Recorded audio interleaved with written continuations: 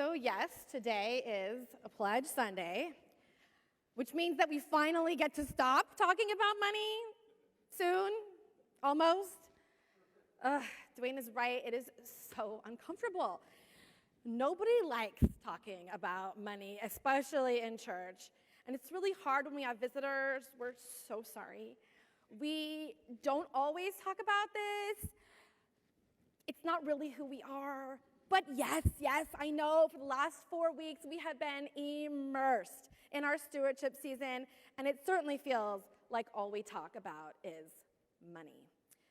But it's just one more day, I hope. Well, at least we're not as bad as public radio. You know what I mean? Doesn't it seem like they are always in the middle of their quarterly campaign? Thank God we got through the one in October. It was so long. I think it was longer than the other ones. It started before I had COVID, and then a week later, I crawled out of my cave and I got back in my car, and it was still on. Every single show. Poor Larry Mantle is just trying to talk about the LA mayor, but no, he's got to get 45 more listeners to pledge before 11 a.m. My actual friend, Julia Paskin, you might know her, she does the weekends and she fills in on occasion. So she has to be the one to break into all the good weekend shows trying to hit her numbers. We've got 20 minutes to get 72 more pledges. We're not going to make it unless you pick up the phone right now and call. It is so stressful. If they don't hit their goal, then they don't get the extra money that hour, and it's just gone. Poof. And you know they need that $10,000 challenge because it's public radio, and nobody else is supporting them but us.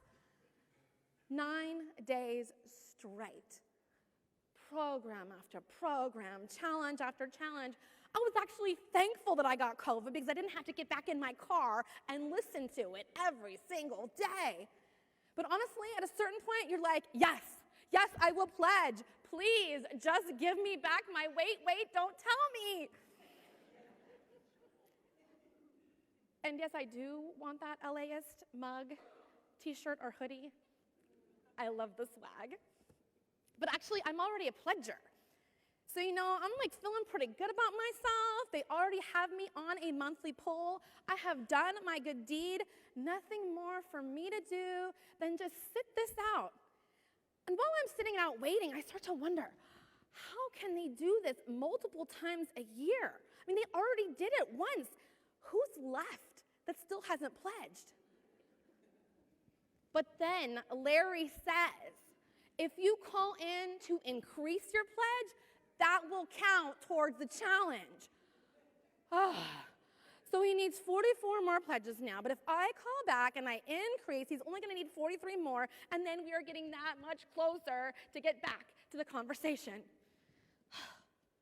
So I was thinking, maybe you're like me, and you're just so tired of all this money talk, but you know that we haven't hit our goal. And we still need like 49 more pledgers to get through this season. But hey, I'll settle for half of that. Say 25. Here's the challenge, IUCC. If we can get 25 new or increased pledges in the next 20 minutes, I will personally give an extra $1,000. Is that okay, Marquise? I know we pledged already and increased, but I've kind of got this thing going here. I'm kidding. We actually talked about this. We're all in if you're all in. Let's unlock that $1,000. And hey, if you pledge now, we will give you this amazing IUCC mug. I'm not even kidding. And if you give $50 a month or more during this challenge, it's only happening right now, folks, you will get this awesome IUCC t-shirt. You think I'm joking. So help me out. You've got to get me out of this uncomfortable situation. Pull out your phones. Go to iucc.org/give or text. Do we have the number up here? I should have given it to you. Or text 949-776-3663. Or raise your hand, and a deacon will bring you a pledge card right now. I think they're right next to Connie over there. You see them there? I'm not even kidding. $1,000, guys. Oh, we got one. We got two. Okay. Craig is actually watching right now. Let's see if we can make the challenge. Okay. Now, back to our regular programming. Can you check on that thing for me over there? So I really do feel just like Larry Mantle. I'm trying to figure out how to get through this show or this sermon, talking about the pledge drive, yes, but also saying something meaningful as the clock ticks closer to the deadline that we're hoping to hit that goal. So the scripture this morning invites us to give with joy, emphasizing what we hear in Hebrews 13:16.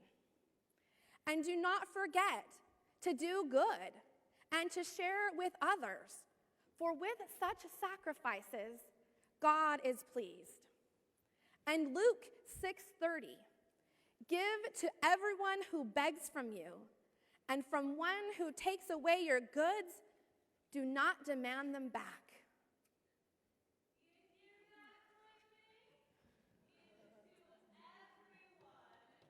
Asks of you.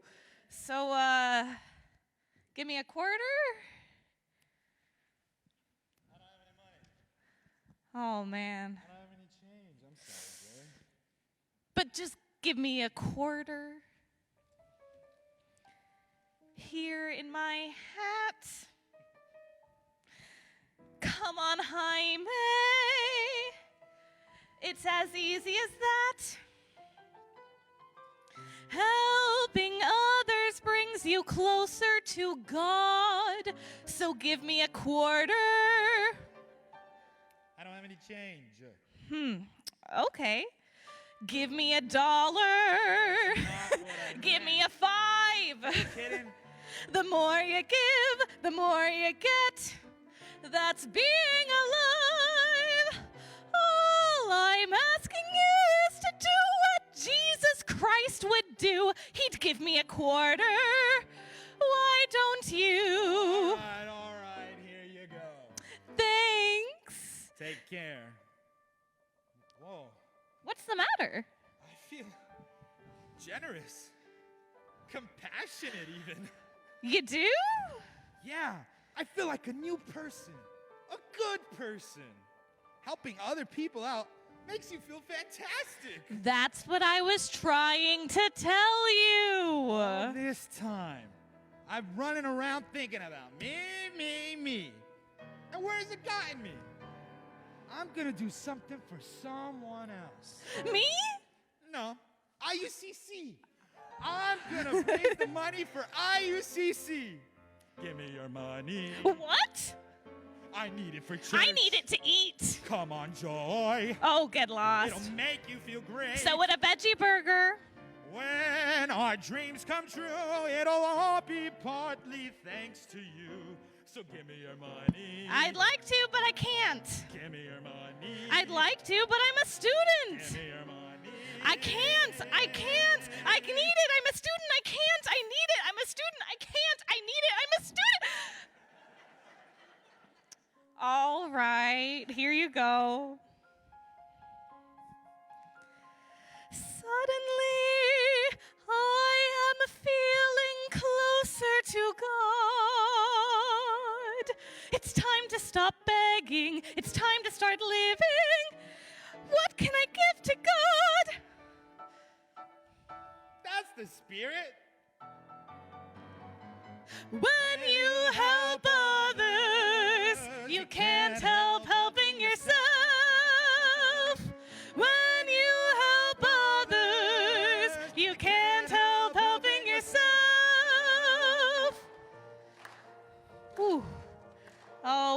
thank you so much, everyone. And you know what? I think it's time to pass my hat. All right, I'm going to start over here. It's for the church, everybody. All right. Give us your money that you've got. Just fork it on over. The sanctuary will get hot. It's time to kiss the hat, and there's nothing you can do about that. So give us your money. Give us your money. Give us your money. When you help others, you can't help helping yourself. When you help others, you can't help helping yourself.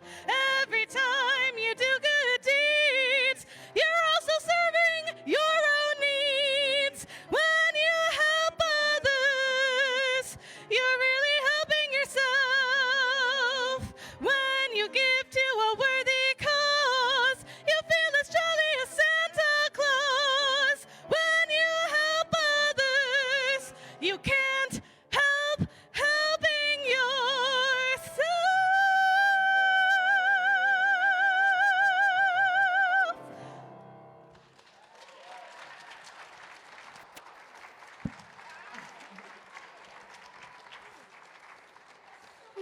That's too much pressure on the people. Let's not go overboard.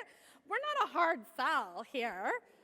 You don't have to give us your money, but we are in the middle of a challenge. How are we doing, Craig?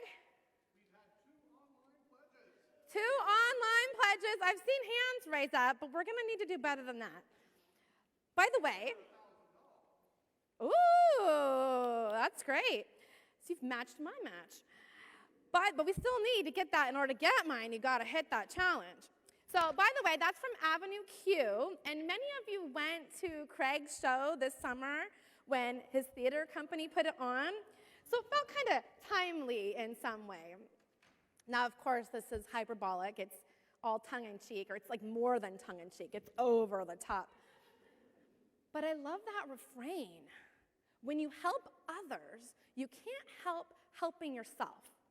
And that's what happens to the characters when they all start giving of themselves and they feel that remarkable, transformational experience the moment they do. That feeling, they capture it so well. The high of giving, it's real. A 2008 study looked at happiness, money, and giving. Subjects were asked to rate their happiness and given an envelope containing either $5 or $20, and the participants were randomly assigned to either spend the money on themselves or someone else by the end of the day. Those who spent the money on someone else reported happier moods than those who spent the money on themselves.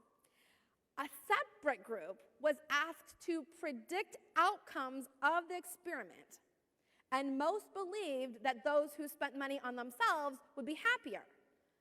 Not only were they wrong, they were significantly wrong.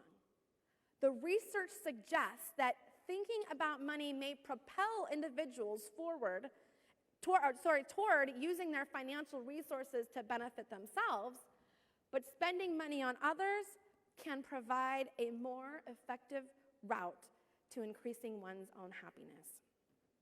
Interesting, because we think that if we spend the money on ourselves or if we save it up, we'll be happier. You know that parable when Jesus tells the man who builds a bigger barn to store all his grains, and he says to himself, once I can do this, I can finally relax, eat, drink, and be merry. But of course, in the parable, it doesn't work out that way, because God ends up demanding his life and asks basically, what good has it done you to store up all of this? And in the parable's case, it's nothing, no good. Rather, it's kind of just like what happens in Avenue Q and our little skit here. It is giving that makes us happier. Giving leads to an increase of personal happiness. So it's not just giving to help the receiver, to help them feel better or us survive next year. It's giving to make ourselves feel better. Studies have shown that when an individual's basic needs are met, the amount of income as it relates to our happiness is weak. In his 2008 book, Gross National Happiness, best-selling author Arthur C. Brooks says, research reveals that if you were to increase your wealth with about $100,000, you would increase your happiness level by 2 percentage points. This suggests that other strategies, such as working on your spiritual or family life or volunteering, being part of a faithful community, might be more cost-effective than simply striving for more money, he writes. I think this is really important because while we do need our members to give, it is up to each of us to support this church. It's like public radio. If we don't give, it won't exist. And we want this place to exist. We want this for ourselves because this community matters to us, but for other people. Remember my spooky Sunday sermon? For those of you who are here, A Nightmare on Alton Street, Parkway. There would be a real loss if IUCC didn't exist. But perhaps just as important as giving to ensure our church continues to exist is what giving can do for us as individuals. I think a big reason that people come to church, at least initially, is to feel better, right? You know, we often come because we're missing something in our lives and we want to feel better about ourselves, about our world, to lament our powerlessness and find a sense of power. So very simply, if we're solely focused on our self-improvement, we've come here because we're looking for something to feel better. An effective way to feel better about ourselves and happy in our life is to cultivate a heart for giving. And that's what we're doing here. Cultivating hearts for giving. And it'll make us happier people. It really doesn't have to be here, songs and challenges aside. Of course, as members, we are charged with this responsibility to keep this church going. But being a generous person, a giving person, will make your life happier. And hopefully, it will also make a difference in our world. So give somewhere. Because when you help others, you can't help helping yourself. Amen.